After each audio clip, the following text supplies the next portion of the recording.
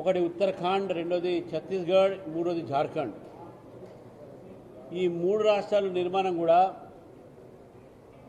ఒక్క రక్తం చుక్క, ఒక అల్లరి కానీ గొడవ కానీ లేకుండా సాఫీగా అందరి యొక్క సహమతితో, అందరి యొక్క సహకారంతో 3 రాష్ట్రాలు నిర్మాణం చేశారు.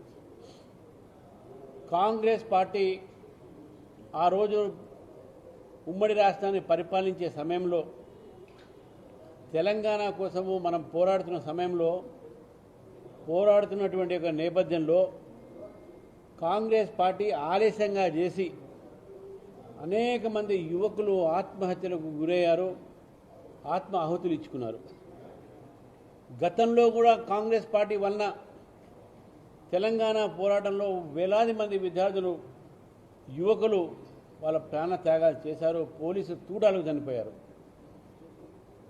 అటల్ బిహారీ వాజ్పేయి గారు 3 రాష్ట్రాలు ఎక్కడ కూడా ఏ గొడవ లేకుండా కూడా సాఫీగా ఇచ్చినటువంటి నేపథ్యంలో తెలంగాణ ఒక నిర్మాణం ఏ విధంగా, ఎన్ని త్యాగాలతో, ఎంత రక్తపాతంతో, ఎంత ఒక యువకుల ఒక ఆహుతితో వచ్చినటువంటి తెలంగాణని మనము కాంగ్రెస్ పార్టీ వలన వచ్చింది ఇటువంటి ఒక ఏదైతే ఆత్మహత్యలు జరిగినాయి, కాంగ్రెస్ పార్టీ మీద తెచ్చినాం అంటున్నారు. కానీ ఎంతమంది యువకులు చనిపోయారు ఆలస్యం చేసినందుకు.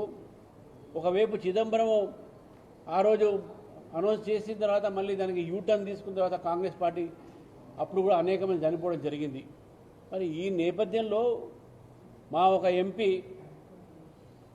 పాకిస్తాన్, అదేవిధంగా భారతదేశం విడిపోయినప్పుడు ఎంతమంది అయితే ఆ రోజు చనిపోవడం జరిగిందో దాని మీద కంపారిజన్ పెట్టుకుంటే దానికి అర్థం లేకుండా బీఆర్ఎస్ పార్టీ ఈరోజు దాని మీద పెద్ద ఇష్యూ చేస్తూ ఉంది.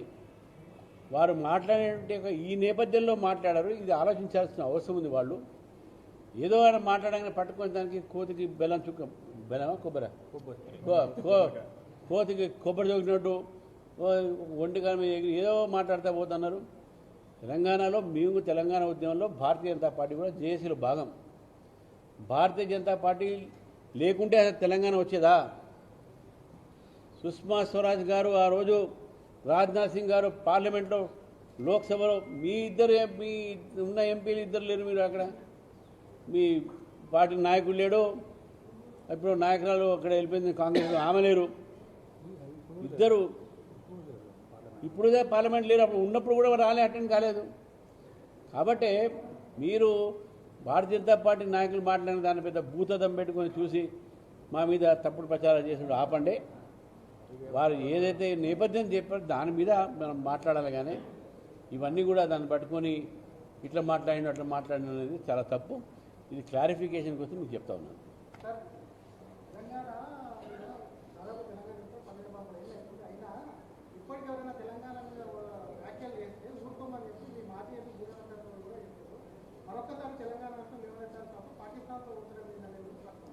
పాకిస్తాన్తో పోల్చలేదు. పాకిస్తాన్లో ఎప్పుడైతే భారతదేశము పాకిస్తాన్ మధ్యన జరిగిన విభజనలో ఎంతోమంది చనిపోయారు, ప్రాణత్యాగాలు చేశారు. అటువంటి రీతిలో తెలంగాణ కూడా నిర్మాణం అయింది. ఇక్కడ కూడా ప్రాణత్యాగాలు చేశారు. అది కాంగ్రెస్ పార్టీ చేసింది. మేము ఒక్క ప్రాణం నష్టం పోకుండా 3 రాష్ట్రాలు ఏర్పాటు చేసినాము. అది నేపథ్యము. మనము సందర్భం చూడాలి, వాడు మాట్లాడేటువంటి ఆలోచన చూడాలి. అంతేగాని దాంట్లో భూతద్దం పెట్టుకొని ఎక్కడ చూసుకుంటే తప్పు. Between the lines, this is between the lines. Thank you.